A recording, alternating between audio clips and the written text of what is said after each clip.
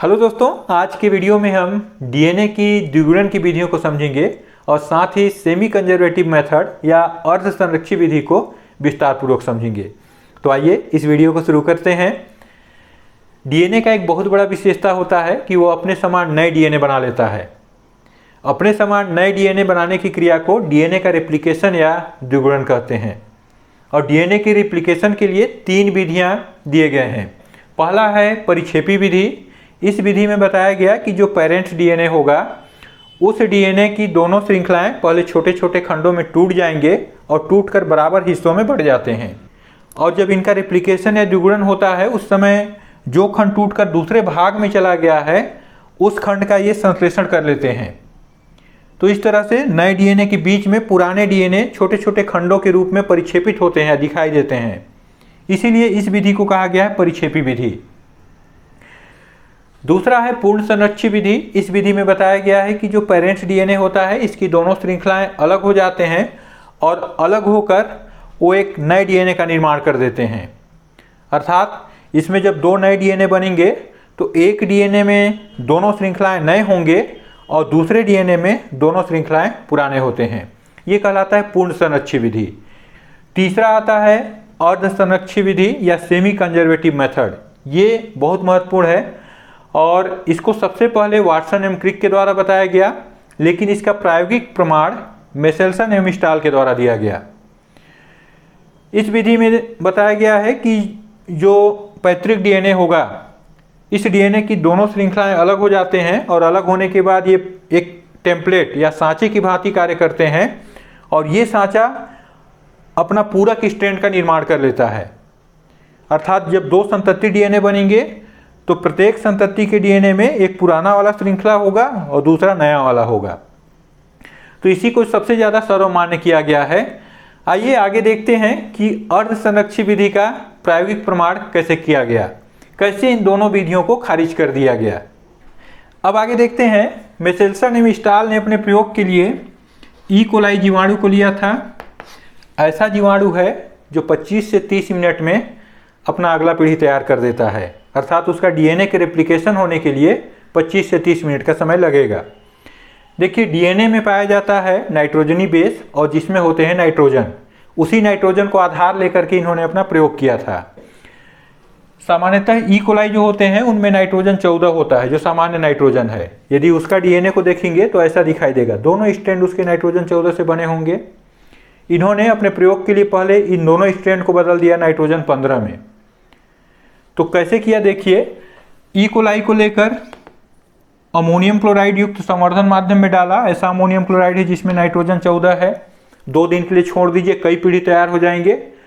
अब जो नाइट्रोजन 14 युक्त ई कोलाई हमको मिल गया, जिसका डीएनए नाइट्रोजन 14 युक्त है, इसमें से एक ई कोलाई को निकाल करके नाइट्रोजन 15 युक्त अमोनियम क्लोराइड वाले संवर्धन माध्यम में डाल दिया। यहाँ पे संवर्धन होने दिया इसको। 2-3 दिन के लिए छोड़ दीजिए, कई पीढ़ी तैयार हो जाएंगे। और रेप्लिकेशन डीएनए निर्माण के लिए इनको नाइट्रोजन चाहिए, तो कहाँ से लेंगे? इसी से लेंगे।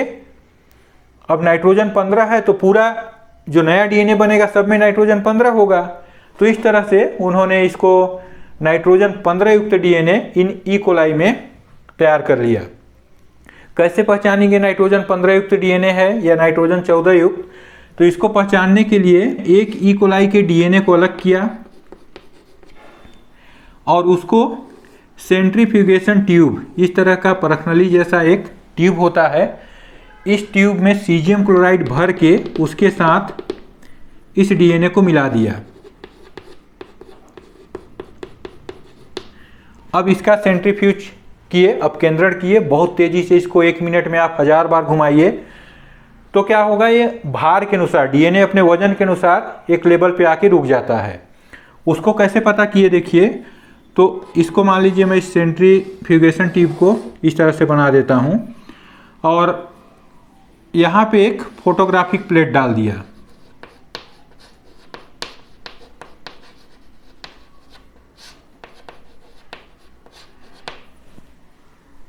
इस ट्यूब में जब इधर से अल्ट्रावायलेट किरणों को भेजा गया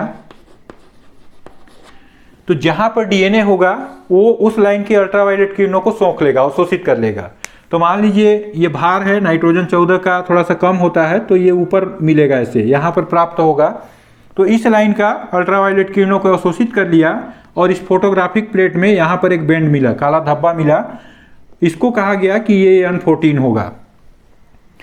चलिए अब आगे देखते हैं। अब नाइट्रोजन 15 को चेक करना है वो कहाँ पे मिलता है, तो सेम यही क्रिया इसके साथ भी किया गया। इसको भी सेंट्रीफ्यूगेशन ट्यूब में सीजियम क्लोराइड के साथ मिला करके बहुत तेजी से घुमाया गया और इसका जब परीक्षण किया गया तो इस नली में चूंकि नाइट्रोजन 14 से नाइट्रोजन 15 भारी होता है तो ये भारी होने के चलते इसका बैंड इसके तली में यहाँ नीचे प्राप्त हुआ। इसमें जब अल्ट्रावायलेट किरणों को भेजे तो यहाँ पे नाइट्रोजन 15 का बैंड प्राप्त हुआ। चलिए ये 14 रहता तो यहीं मिलता, 15 रहता तो यहाँ मिलता। तो क्लियर हो गया अब कि भारी है नाइट्रोजन 15 तो उसका बैंड यहाँ मिलेगा और नाइट्रोजन 14 हल्का है तो यहाँ मिलेगा। अब देखिए ये सभी ई कोलाई के डीएनए नाइट्रोजन 15 युक्त हैं। इसमें से एक ई कोलाई को निकाल करके फिर से नाइट्रोजन 14 युक्त अमोनियम क्लोराइड संवर्धन माध्यम में डाल दीजिए। सिर्फ एक पीढ़ी F1 जनरेशन अर्थात 20 से 25 मिनट उसमें डाल दिए तो क्या हुआ, उसका डीएनए एक बार रेप्लिकेशन किया।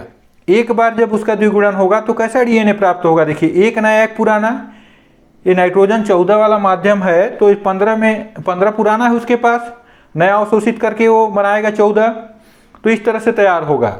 अब इसका इस सेंट्रीफ्यूज ट्यूब में कहाँ पे मिलना चाहिए, देखिए सेम प्रक्रिया अपना करके यदि हम इसको इसमें चेक करें, इसका डीएनए को निकालेंगे, इसका जब अपकेंद्रण करेंगे तो हमको कहाँ पे इसका बैंड प्राप्त हुआ, बीच में यहाँ पर, क्योंकि एक पुराना एक नया था अर्थात एक नाइट्रोजन 14 का पट्टी है, एक श्रृंखला है और एक नाइट्रोजन 15 का है। तो इसमें जब अल्ट्रावायलेट किरणों को भेजा गया तो बीच में यहाँ पे हमको नाइट्रोजन 14 और नाइट्रोजन 15 के बैंड प्राप्त हुए एक साथ। अब देखिए यदि यहाँ पे पूर्ण संरक्षी विधि, अभी जस्ट शुरू में जो देखे थे पूर्ण संरक्षी विधि अर्थात यदि इसका द्विगुणन होता तो पुराने वाले एक में चले जाते और नए वाले एक में आ जाते, तब क्या होता, पुराने वालों के लिए 15 है तो वजनी बैंड प्राप्त होता है यहाँ पे और एकदम नया बनता 14 का, तब हमको यहाँ 14 लाइन में बैंड प्राप्त होता। वैसा नहीं हुआ तो उन्होंने पूर्ण संरक्षी विधि को खारिज कर दिया कि पूर्ण संरक्षी विधि के द्वारा डीएनए का रेप्लिकेशन नहीं होता। अब बच गए दो, एक था परिक्षेपी विधि जिसमें डीएनए टूटकर आधा आधा चला जाता है दोनों में, तो और एक हो गया अर्ध संरक्षी। तो देखिए इन दोनों विधि के लिए तो ये दोनों में बैंड यहीं पे मिलेगा क्योंकि दोनों में आधा आधा चले गए। अब अर्ध संरक्षी की पुष्टि के लिए उन्होंने इस ई कोलाई को, जिसका F1 पीढ़ी हो चुका है, उस ई कोलाई को F2 जनरेशन अर्थात 20 मिनट और छोड़ दिया। तो क्या होगा, इसका फिर से द्विगुणन होगा और इसके फिर से जब द्विगुणन होंगे तो देखिए इसमें से ये नाइट्रोजन 15 वाला और 14 वाला पहले अलग होंगे, मान लीजिए पुराना वाला है और ये पुराना वाला, दोनों अलग हो गए और ये अपना नाइट्रोजन 14 नया अवशोषित करेंगे इस विधि से, ऐसा बैंड मिलेगा। तो इस हिसाब से क्या होना चाहिए, नाइट्रोजन 14 के लिए देखिए ऊपर बैंड, इसका जब परीक्षण किया गया तो इसमें इस 14 वाले लाइन में एक बैंड प्राप्त हुआ और एक बैंड प्राप्त हुआ बीच में मिक्स वाले में, ये देखिए। अब मान लीजिए यदि इसमें परिक्षेपी विधि के द्वारा डीएनए का रेप्लिकेशन होता, उस समय ये डीएनए छोटे छोटे टुकड़ों में पहले टूटते और दोनों में आधा आधा बढ़ता, मतलब ये 15 वाला है ये इसमें भी जाता और इसमें भी जाता, तो उस कंडीशन में हमको बैंड कहाँ मिलता, भाई दोनों में है तो कहाँ पे मिलता, सिर्फ बीच में। ये 14 में अलग से बैंड नहीं मिलता, लेकिन इनको दो बैंड मिला। तो इस तरह से उन्होंने परिक्षेपी विधि को भी खारिज कर दिया और अपने प्रयोग के द्वारा सिद्ध कर दिया कि डीएनए का रेप्लिकेशन अर्ध संरक्षी विधि के द्वारा होता है, अर्थात इस तरीके से होता है। तो दोस्तों इस तरीके से आप समझ गए होंगे कि डीएनए का रेप्लिकेशन अर्ध संरक्षी विधि के द्वारा होता है। यदि यह वीडियो अच्छा लगा तो इसे लाइक कीजिए, चैनल को सब्सक्राइब कीजिए और दोस्तों के साथ शेयर कीजिए।